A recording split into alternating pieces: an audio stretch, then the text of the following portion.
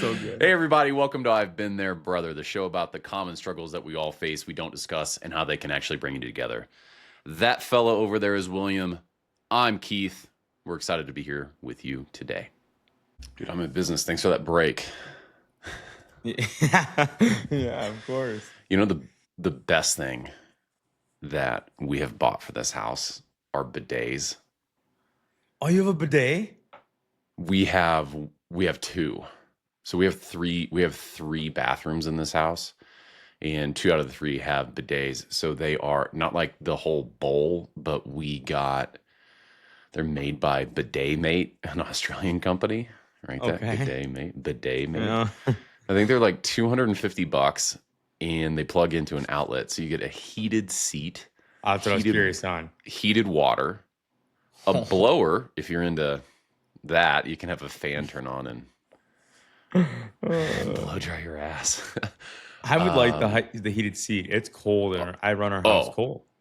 It's amazing. So Mm. bought one like 2 years ago, and I thought it was the dumbest thing.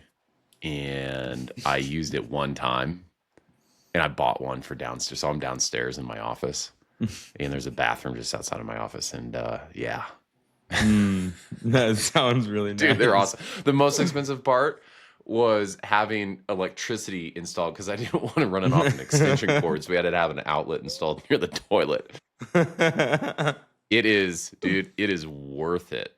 I will have to look into that. You should do it. Because our house is so cold that my wife makes fun of me because she has a Dyson hair dryer, and if I'm using the bathroom, I pretty much leave that on the counter because that's like right in front of me on the counter where the seat is, and I pop that on quick when I get into the bathroom because maybe I'll like do something or be putting something away, so it kind of warms up the area where I'm about to sit. Dude, this has 3. Oh, no way. You gotta send that to me. This thing has freaking 3 temperature settings. Does it get to the point where it's like so hot that you almost have to either get up or turn it off? No, I don't. No, I wouldn't say so. Like Stevie might say so, but dude, I like the warmth. I like having a warm ass. Do you sit there too long? Like I can find myself like doom scrolling. Yeah. Like that was the fastest I've ever gone during our mission here. Normally, dude, I mean, it's the truth. You know? Do you like getting out of bed on a cold morning? No, you like staying under the covers. Like I would probably end up if it was like this time of year where it's freezing cold. We have all outside walls in our bathroom and our bedroom, so it's really cold. Yeah. And I think I would find myself sitting down to go 1 and 2.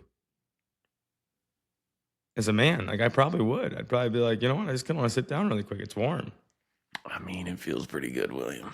I am sitting on a heated blanket right now because it's so cold out here. So it's low 50s in my garage right now where I'm at, and she's cold. It got so cold last night. Like I put my phone on the nightstand next to me where I turn it, and it gives me like a clock look. And I said to my wife as I looked over at it, and I'm like, I don't know that makes sense. She goes, what? And I said, it says -0. I thought 0 was just like a plain degree. Like, how is it negative? That's not even a number. Yeah. It's not numerical. How does that work? That it's so cold that it doesn't know what it's doing. I don't like that. I'm crazy. I want out of here. It's cold. Yeah, I lived in Wisconsin for a little bit, and I remember I did 3 winters there, and I think my first, it was something stupid, -12, and it felt like -25 with the wind chill. So,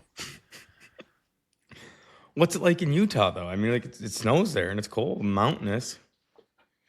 Yeah, but it's dry. Like it's a humid cold in the Midwest. Here, it doesn't get quite that cold, and yeah, you just get a lot of snow. Typically, we've got like nothing right now. It hasn't snowed in weeks. I mean, there's maybe at my house, there's maybe a foot, maybe. And normally there would be this time of year, almost 6 feet.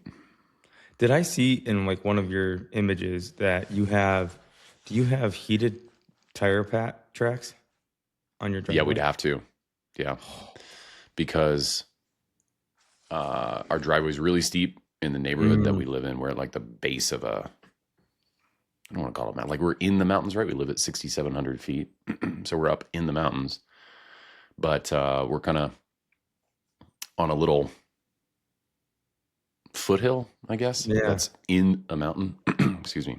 And you have to take this super aggressive right hand turn and then up a steep drive. It's not that long, but it's pretty steep. And someone at some point installed like aftermarket heated tracks. So there's just heated cables that run down. Mm, It's not one of those super fancy ones that has all the pipe work underneath the yeah, that's what I drive was gonna that say, heats like it. water. No, we're Yeah. no, we're we're someone retrofitted this in probably 1994, and it runs off Hey, it this looks like it big works. electrical unit. It works. We wouldn't be able to get up the drive without it.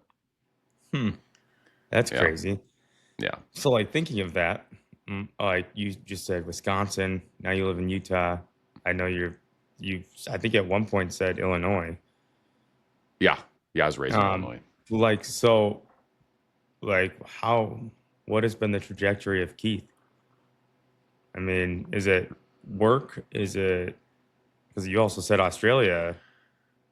Oh yeah, so yeah, I wasn't born in Illinois. I was born down in Florida, but I I remember Illinois and lived in Yeah. Illinois until I was 20 26. I remember the first time leaving the state that I Yeah. recalled. I think there was probably like a family vacation or two in there, but the one, as an adult, went to Vegas one time whenever I was 20. But the first trip that I thought was exotic was Wisconsin, which I think about right? It's Like exotic. not, yeah, yeah. It wasn't flat; it had hills, and Huh. I remember taking this trip, and I was like, in 1 year, I'm getting out of Illinois. And at the time, I was like, Illinois sucks. I don't know if Illinois sucks. Someone else can be the judge of that. But I think it was just wanting to move out and spread my wings. And I ended up going. I moved for work. That's what's gotten me all over the place. And it was Wisconsin, Australia, Wisconsin, North Carolina, Australia, Wisconsin, Utah, all for work. Holy cow. Yeah. They're all drastically different. I think that's what's interesting is like you've never really lived in the same place, but lived in the same place. This is the longest I've lived here in my, you know, adult life. I think Utah is the longest I've been anywhere, and I've been here Hmm. since late 2017. That's a while. That's a good How chunk of about you? change. Have you always been in Minnesota? I grew up in Minnesota. Yeah, born and raised in Minnesota. I actually played um, a level of hockey, juniors is what it's called, where Hmm. I lived in Illinois for about 3.5 years, where I met my now wife, We're in Illinois. Peoria. Ah, yeah, yeah. I know Yeah, Peoria. so I lived in Peoria. Well, played hockey 1 year in Danville, and then 2 years, 2.5 years in Peoria, and Yep. then moved back to Minnesota to do school. And then in 15, my wife was offered a position out in California in Carpinteria, so north of Ventura, north of LA, like an hour and a half. Hmm. Um, and we took, oh boy, we took our chances and um, moved out there for, geez, it was 2.5 years that we lived there, and then moved back to Hmm. Minnesota. So pretty much Minnesota my whole life. But um, you never know. I Yeah. think the 2 years we were in California that taught us a lot about ourselves, being away from all family. Like our quickly certain people became family out there, no doubt. Um, and I think very much of how that shaped a lot of what we decided to do with moving back. Not that there was anything wrong with California. It was expensive. It was very Super expensive. expensive. Man, Minnesota and California are completely different. What Hmm. did that do for your, I mean, like, what did that do for your perspective? Did it do anything? Did it give you an appreciation for Minnesota, or did it kind of make it feel less in any sense? Yes and no. I think for me, like the thing about California that I liked is being kind of everywhere all at once, but not anywhere. Like I could Yeah. like the time there was different. Like it slowed down almost in my opinion, where it was so In California? relaxed. Yeah, like I thought it Yeah. was relaxed. Like everybody I worked with, it was a busy tech company, but very chill, very relaxed. And same with our community that we went to a lot. We went where we worked was in Carpinteria, which basically a surf town. And so it was just very chill. And I live in a chill area too in Minnesota. Like we're talking tractors driving down the road. Like that's the majority of our traffic is if you're stuck behind a plow or something, stuff like that. So nothing too drastic, but like there is an appreciation to Minnesota. Yeah. But I also feel like where I live is what I make it. And I've learned that a lot over the years that I like being close to family very much, Hmm. especially now having kids. I think being around family is important. But I also realize that family is has become more than like my blood relatives. It's become more than the people I grew up with in that sense. And so Hmm. I'm frankly like I spend a lot more time, and this is nothing against my relatives. I spend so much more time with people that are like my friends that I like mesh with. But Hmm. I think that the place is you can live anywhere. I think people just Yeah. they don't look past what's in front of them. I I've never cared about living near family. I think I've been the complete opposite Yeah. of that. And we talked about this in the last episode. Maybe, maybe some of the life I have lived has kind of made it that way. But I have been thinking about it lately because what I have is I got half and step and all Yep. kinds of siblings out there that I've just um, not been in contact with, and I've kind of been thinking about that lately. But the core of who I grew up with, I don't really keep in touch. Where's been your favorite place to live? Australia. Yeah, Yeah, that's pretty cool. Australia. Yeah. You know, the most surprising one that I've liked has been Utah. Hmm. I lived places. So look, I've been here since 2017, and this has been the longest I've been anywhere in my adult life. So there's a pattern there of how long I stay somewhere. And whenever I moved here, I thought I moved here sight unseen. So I'd never been to Utah. I'd never been Huh. any of the places besides Wisconsin. I'd never been anywhere that I moved to. I just went. I just said yes to stuff and went. That's wild concept. And so whenever I moved here, I drove out here and moved back from Wisconsin because I got divorced. So I moved back and I was in Wisconsin for maybe 3 months waiting for a role to open up. This opened up. It was what I was doing in Australia. I loaded my little red car with everything I had left in my life and drove out here. And yeah, I lived in a shitty basement apartment for 4 years, making life work Huh. and rebuilding. But Utah has been the most surprising one to where I thought I'd be here for, I don't know, 2 years and then move. And I almost did move, and then the pandemic happened. That's another story. But Utah's been the most surprising. Australia's my favorite. Huh. There you go. I feel like Australia would be wild. You hear about all the wild stories of You everything's know, bigger. everything's gonna kill me. Yeah, that thing, that. Yeah, I, I mean, it's not a lie. It's not a lie. But look, you got. It's not like you're walking down the street in a city and you get attacked by a snake. I suppose it's possible, but now if you're maybe going for a hike, yeah, you should probably watch where you step. You I mean, you that's see out some. here too, though, if you go to the right places. Yeah, but you don't have Not to like the that world's extent. top 10 deadly snakes to where if you get bit, you're fucked. Uh, It was not the spiders, it was not the snakes that scared me. I was never afraid of birds until I moved to Australia hmm. because they swoop you and, magpies and yeah, there's a nesting That season and they doesn't swoop sound you. fun at all. I think what I liked about Australia one of the best things was probably some of the friends that I made. Like moving around. Obviously, I've had some different friend groups, and I bet it That's was what I the was going to exact same ask way for next. you. Yeah, yeah. Are you still in touch with some of them? Some of them, yeah. It's I say, oh, they're the best friends I've ever had. I keep in touch with some of them. No, there's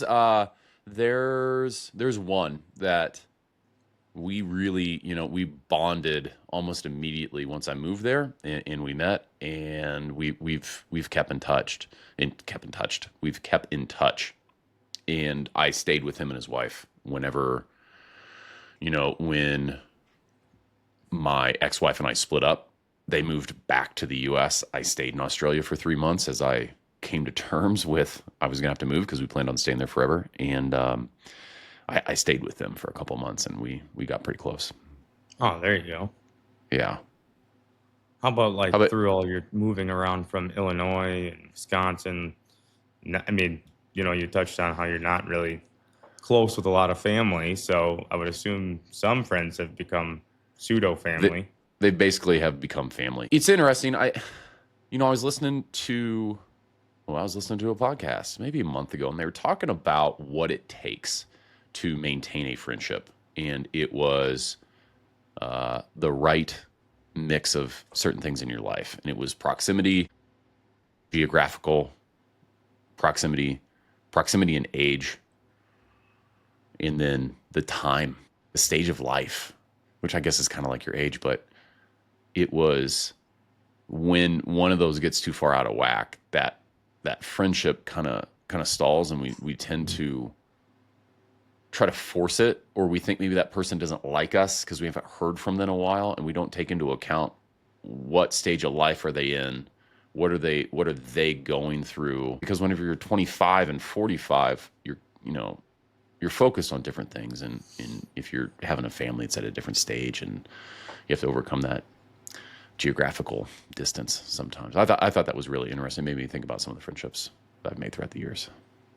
Yeah, and I think also for me, like when I bring up the family side of things, like of course I talk about my family a lot and closeness and all that, but I mean you grow away from them too. Like we all become, we Yeah, all have kids, we all parent differently, we all do things differently, and I've said this before, we're very type A, we're very driven people, and so you get yeah, all of us in a room and it can be a lot.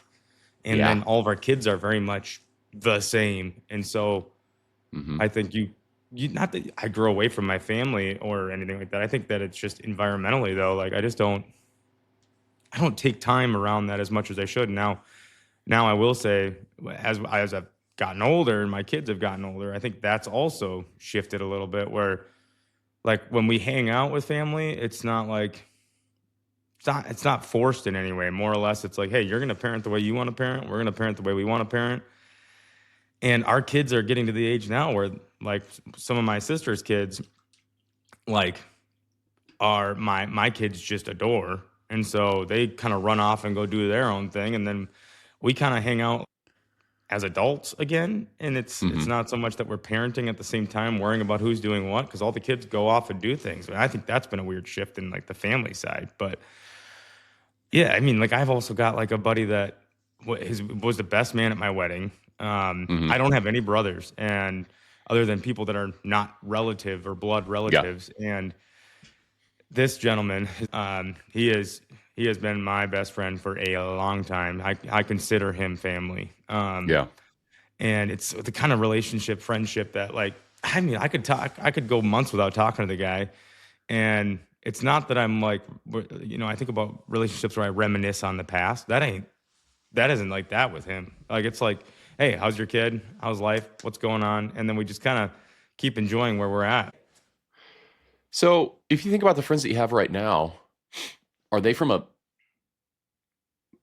let me ask this. How many friends do you have, right? Like, not acquaintances, but you could call them, you could talk, you would consider them a close friend, because I think as we age, what we consider a friend is different than what we consider a friend whenever you're 15. Ones that I call and talk right now, I could probably name three that are right off the Three. top of my head. Are they And all from the same stage in life, or are they like this collage? definitely a collage. Another person I would name, his name is he's someone I'm very close with from my time in California, actually. And that Mm-hmm. was kind of one of those relationships that turned into family because obviously I didn't have family near me, but man, the mesh there between him and I is and that was a different part of life then. Like we're not in the same part of life, but also the growth or the change that I've gone through over the last few years, in a way, it kind of seems like he's gone through that as well. He's got multiple children. He's grown through his work life and all that. But then uh, the third person I think of is someone more recently that is from my town that is years younger than me, and just had his first son. But in life, when it comes to business, when it comes to how we operate as a person, as a man, and Yeah. where we focus our time and energy is very similar. And, like, whereas growth wise, maturity wise, like I would like to think I put myself up here now where I've grown a lot, and he's younger, but he acts like very in a mature level. And I think that kind Yeah. of levels it off. How about yourself? I mean, obviously with all your moving, that plays a part, but like, if can you name a few people that you could call right now and it's like, hey, that person's that person? Yeah. I have those. I have, how many do I have? Two, maybe three, maybe three. And I can think back to, man, just all the stages of my life, in high school. I think we all have that, right? You're in high school, you're like, these are fucking best friends. Oh, brother, we're gonna die together. And no, you're Yeah. not. Well, you might, but I, you know, there's this one dude that I went to high school with. We were really good friends. We actually went through some trauma together. This girl that I grew up with, he ended up dating her. She died in a car accident, and that brought us super super close together. Hmm. We stay in touch. If I go back to town, I stop by. I see him and his wife, say hi, and we communicate through Instagram memes. We just send each other reels. That like I don't It's like a remember. fake I don't remember. language. Right? I don't remember the last time we actually sent words to each other. So, there's that level of relationship. And then, yeah, I've got probably two people. Hey, I'm going through a really, really hard time and I just need to talk to someone. Got a It's couple of interesting because those. you bring that up, like the meme conversation stuff. I do have one other friend that I'm actually really close with that I very much communicate like that. And then we could pick up the phone and talk for an hour and a half. And so, like, and I don't know why he didn't come to mind, but it's someone that I definitely Yeah. would say is like a fourth person. So I would say there's four. You know what I've learned in the last, well, I can tell you what I've learned in the last 3 weeks. Recording these, I've learned that I say, I stare into the distance and I say, all the time. Mm, So I apologize to the listeners. I'm working on it. It's a bad habit. I'm trying to break through it. But what I learned in the last 18 months is I've learned a lot about friendships because I worked at a company for 15 years. And whenever you work there for that long, you have all of these people that you are, like you said, that you're surrounded by. And I thought, I never thought I'd leave that place. But when I did, I thought I'm going to have all of these friends that mm, stay with me. Um, that's not the case. yeah. It turns out that I had maybe work friends. People say like your work wife. Maybe I just had a bunch of that. Maybe they were just acquaintances. But when I left, I got a flood of messages, keep in touch, all that, and that felt really good. And then 2 weeks later, no one called ever again. That was it. It was one and done. And in the moment, I felt like, I don't know, I felt bad about it, right? Because I've been living for 15 years thinking these people were friends, and it made me mad. And then I realized, and I don't have the answer to this, but this is where my mind's at now, is it's not wrong. It wasn't what I thought it was. And not everyone you think is your friend is a friend. What is a friend? and you're going to outgrow it. And I think that also comes, I was talking to my wife about this as well. Like, it's not so much that I outgrow people. It's, I almost outgrow situations. Cause like, Yeah. now that I'm in a time of life where I'm choosing certain health practices and certain daily goals, like I said, not going to the bar. In the summertime, I'll do a golf league with a friend of mine, and man, I used to drink a ton during that. First of all, second of all, I'd stay out late after golf was done and gamble. Up in the Midwest here, we have pull tabs. Um, Never and I was understood how those work, but I know what they are. It's Yeah. cardboard crack, man. Yeah. Okay. We would do that until 9, 10 o'clock at night. I'd go home and I'd likely get food on the way. It's like I would be in environments that I just no longer surround myself in, and so Yeah. I stopped being in that environment, and the people went with it. Yeah, it's like the rate that you're each evolving. And man, listen to that I said, the podcast I was listening to made me stop feeling bad about outgrowing some things, and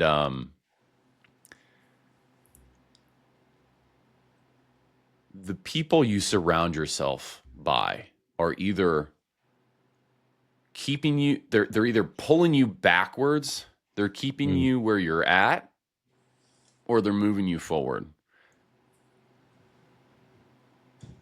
And I've been trying really hard to surround myself with people who are pushing me and moving me forward and keeping me where we're at a little bit.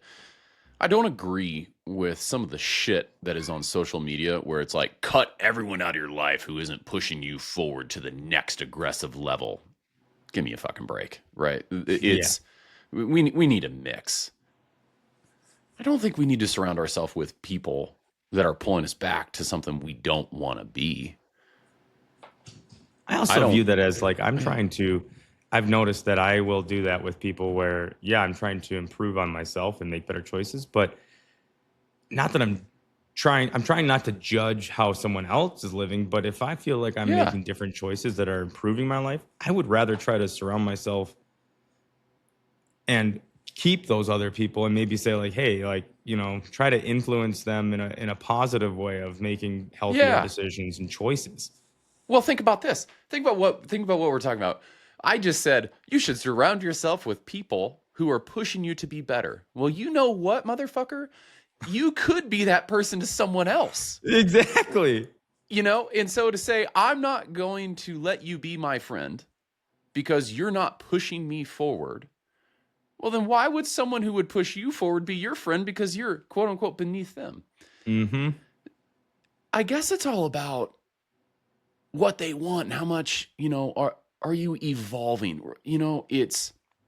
Are they staying stagnant? Are they going down? Are they going up? And I guess if they're bare minimum staying stagnant, they want to improve or. What's that slogan? You show me the 5 people in your circle or whatever it is, and I'll show you what your future holds and things like that. But again, like you mentioned, if you're continuously just cutting people out, how do you, first of all, learn? Like, you can't learn from success. Like, you have to learn from failure. Yeah. I think we just solved a little life crisis I've had. Sarah, I've never thought of it. I've never thought of it that way though until You've always looked inward and thought, I can do this, what about it for me? But what about it for someone else? So now I look back at my life though, when I was in a dark place. Like, think of the people that maybe were trying to help me that would have made me better, and I just didn't have the time to listen to it. I knew everything, and I was doing everything I needed, or I didn't want to learn, and I didn't want to do better, and they're not in my life now by their choice and by their standards, and they're probably doing great. I have a 15-year-old daughter, and I was talking to her about friendships the other day, and I felt that I could have gone full dad mode and basically podcasted her ass on Friends. But I did not. You would have been proud. Yeah. But she was talking about how big her friend group was, and inside I'm like, no, it's not. You just have a bunch of acquaintances. But I didn't feel like shattering my 15-year-old daughter's perspective. Yeah. Yeah. It's so tough because there are certain relationships throughout my life where when I played hockey, I still keep in touch with them. And we have social media, which is great. We have Facebook. Mm-hmm. I share a picture. I share a lot of my reels lately, and I'll have people that'll comment from a past life. They're like, "Oh, you're doing so good. You're doing so great," and all this, and they don't know who I was throughout the time I last saw them to now. They just see the two blips, and it's like it's to me, it's tough to have that continued Yeah. conversation. It's great that they want to enter my life again or make comments, and I love that. I hope that what that does for them is spark something for them that they have a different perspective. But at the same time, they're I'm not like I'm not seeking out relationships, and I'm Yeah. also new relationships are tough. Think of Hell making yeah. friends, like doing this. This was I don't know how to make friends. no. Have you guys done I just talk a lot, and I'm very outgoing, and so like naturally, I heard the term that like be a magnet, and it's like I've always been polarizing in a way of like I try to be in on everything. Like I like being a part of the stuff, and I sometimes probably can be too much for people. I have to tone it down a lot. No. I get a little intense, peer pressure in a way. Oh, that's what makes you you, though. You know, you Yeah. you have things that you believe in, and you're not afraid to talk about it. William, have you ever had to fire a friend? Oh, I don't know that I've had to fire a friend. Like even in my relationship life, I don't know that nothing comes to mind, but I also wonder if that's because maybe I not block it out, but don't think about it in that sense. I think if anything, I'd like you said earlier, cut them out in a way of we don't see eye to eye on things. We don't understand each other And you just anymore. kind of stopped communicating? I think there's probably someone there that would be like that. Oh, That I there's could, got to be. You know what? I'm thinking of yeah. Office Space. Have you seen the movie Office Space? Yes. Remember Milton with the red stapler? Oh, yeah. In how he actually got fired 5 years ago, but no one ever told him. And so to fix the glitch, they just stopped paying him. Yeah, that's what you've done. You've just stopped communicating. You're like, Oh man. I don't actually want this person in my life. I'm not going to tell them that they're fired.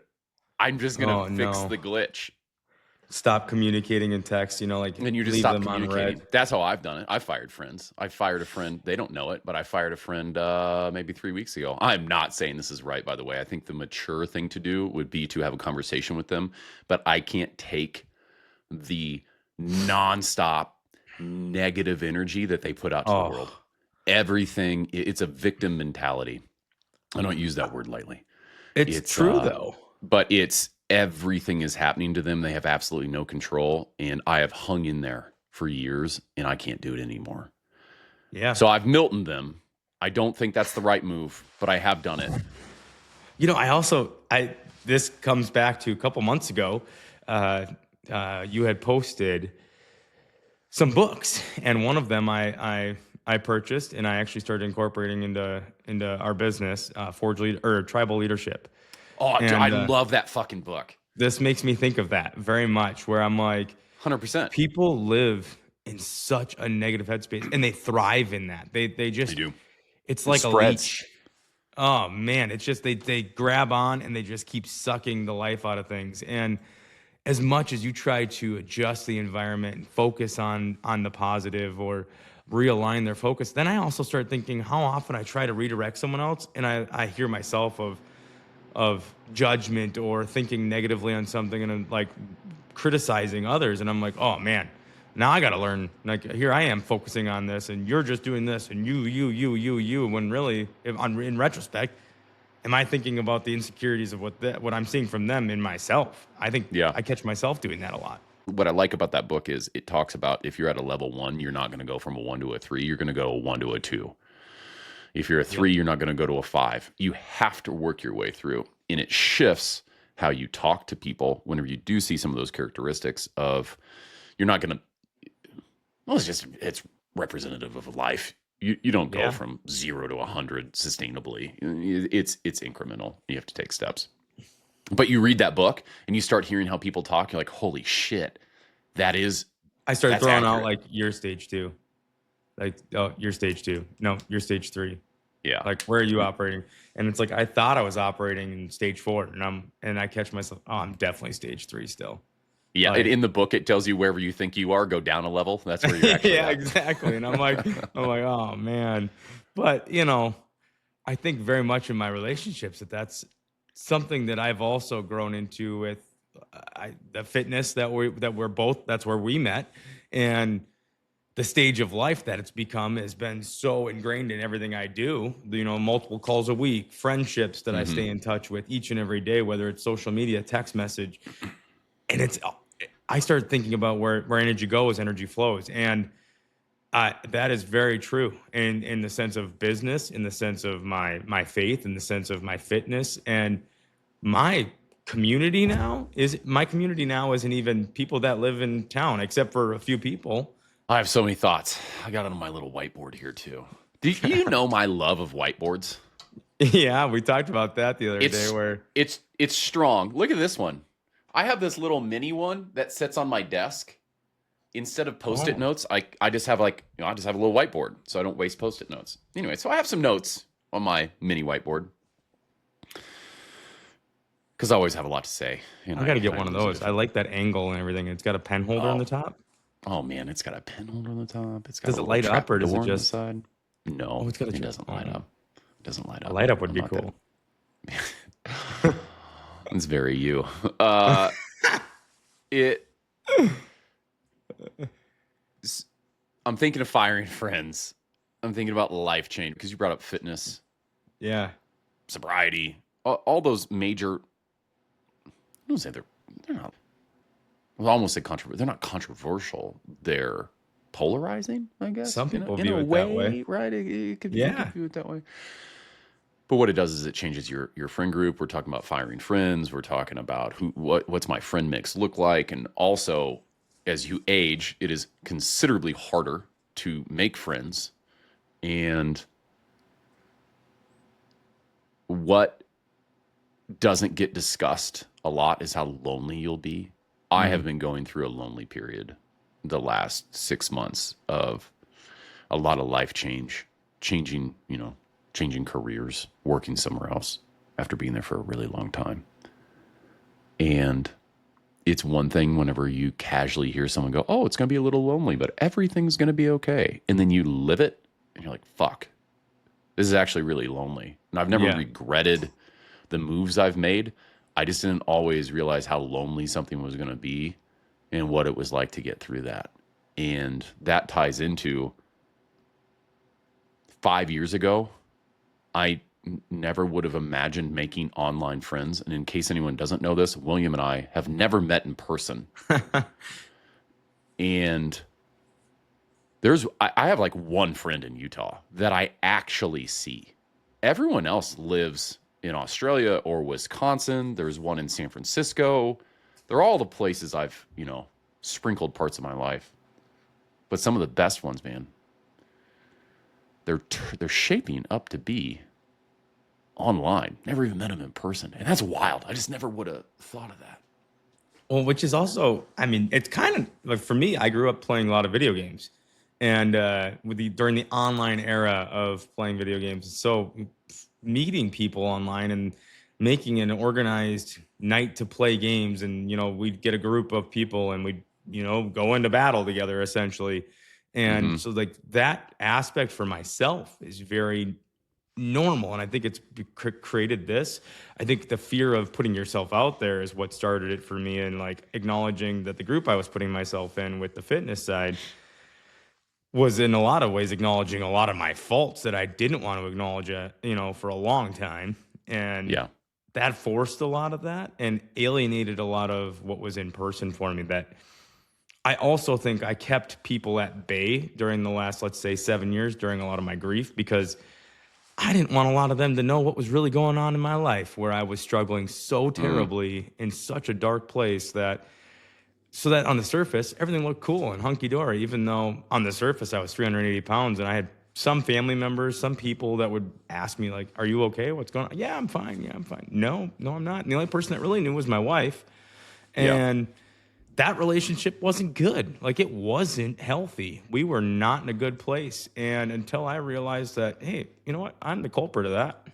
And I created the loneliness in so many ways, that when I started acknowledging those parts of my life that were a failure, or a falling down moment to pick myself back up, um, that's when I think I saw real growth in myself. And then my friend groups just drastically changed. Like, Yeah.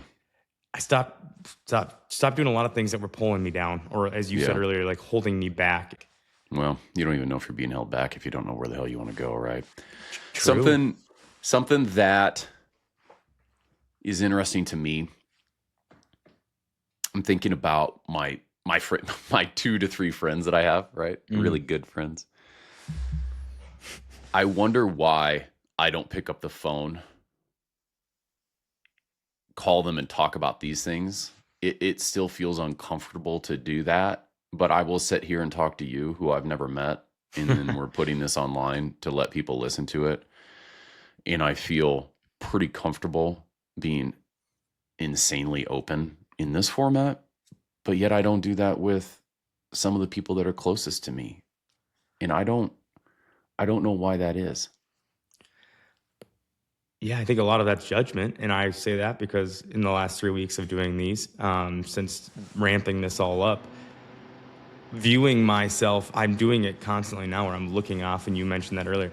I think I'm judging myself a lot of how I'm carrying myself. Or in our last podcast, I was uncomfortable with how I portrayed what I was trying to communicate. And I think I think I put myself in this area where I need to be a certain way, and I don't. And I get fearful, I guess, or I get worried about the image that's being pushed out. And Yeah. I think that holds us back. Maybe there's maybe there's a reason that therapists exist. One, they're trained for it, but two, they're an independent third party. Yeah. And if I go to my buddy and he doesn't agree with something I say, I have to deal with that. You know, I said the wrong thing. He doesn't agree with what I said. That, it's a relationship. I have to work through that with him. So maybe I'm more restrained. With you, it's kind of like that because we talk all the time now. Or maybe there's a listener who will judge me, but yet that's different in my mind. I go, well, I don't know. Someone who doesn't like me is going to keep not liking me. Sick. Don't care. And it feels like, okay, they don't agree with me. Well, they can just not listen to this and we'll be fine. Well, it's no big deal. It has no impact on my life. Maybe there's something to that. I'm sure there Does is. that make sense? Yeah, absolutely. Yeah. I think I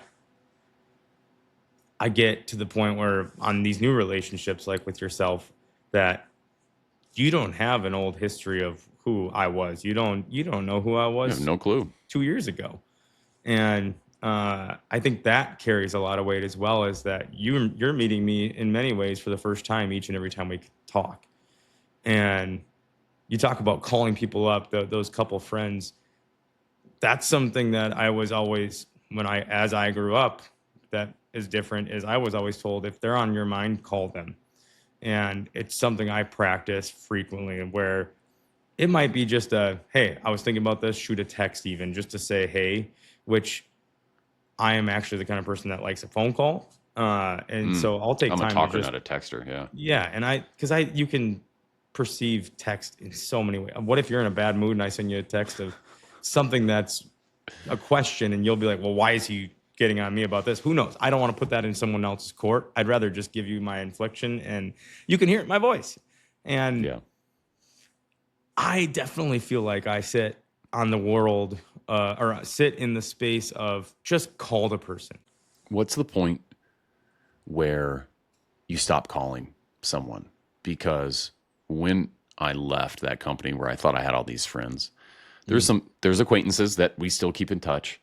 And what I've found is that maybe over let's say a 3-month period, I'm the one calling them. I'm the one initiating the conversation. They answer most of the time. We'll talk.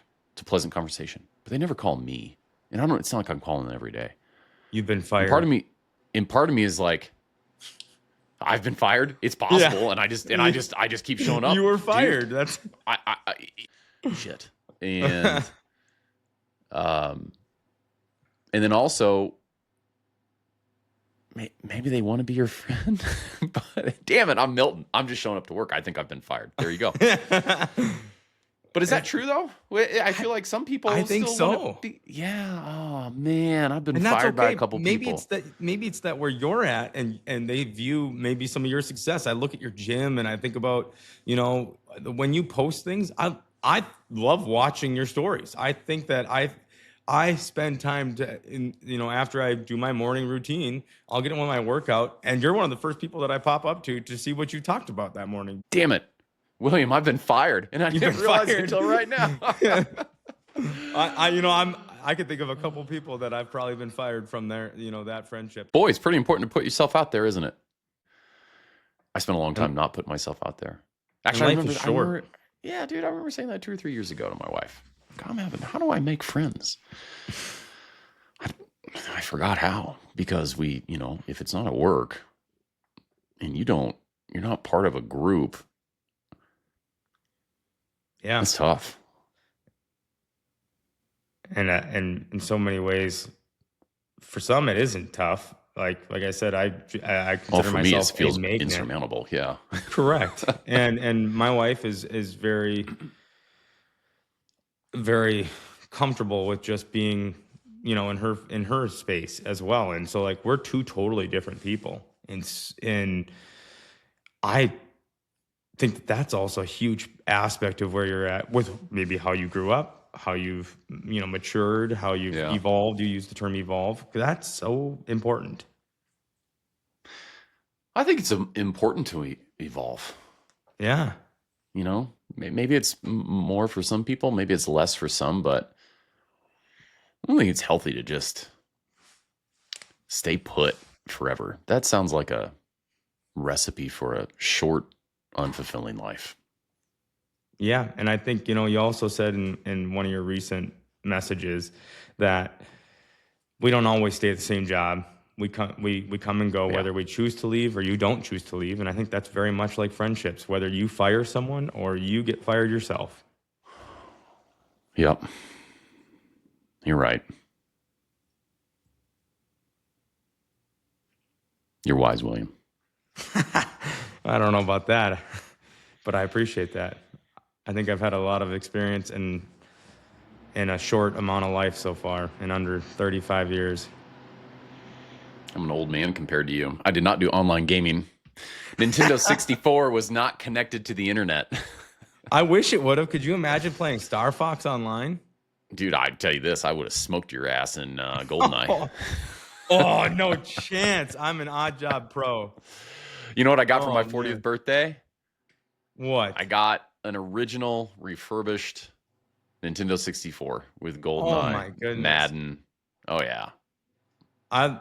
The good old Rumble packs. Oh, dude, I got a Rumble pack. Yeah, it takes 87 AAA. Yeah. The whole thing just shakes like crazy. Yeah.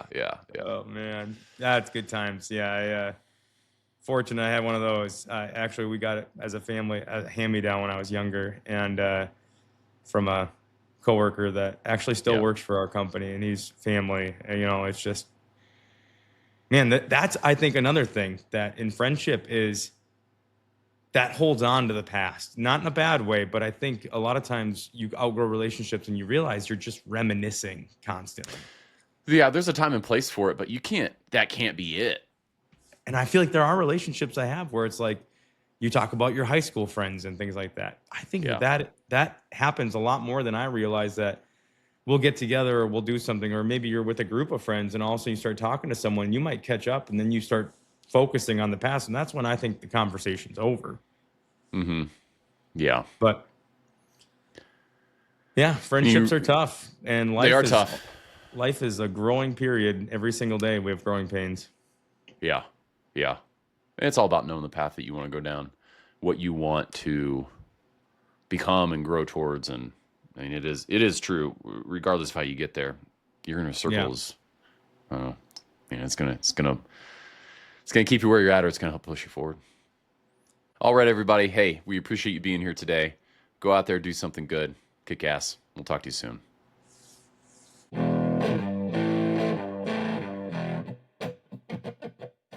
Hey, everybody. Welcome to I've Been There, Brother, the show about... What the fuck is this show about? We got to keep these takes. Oh,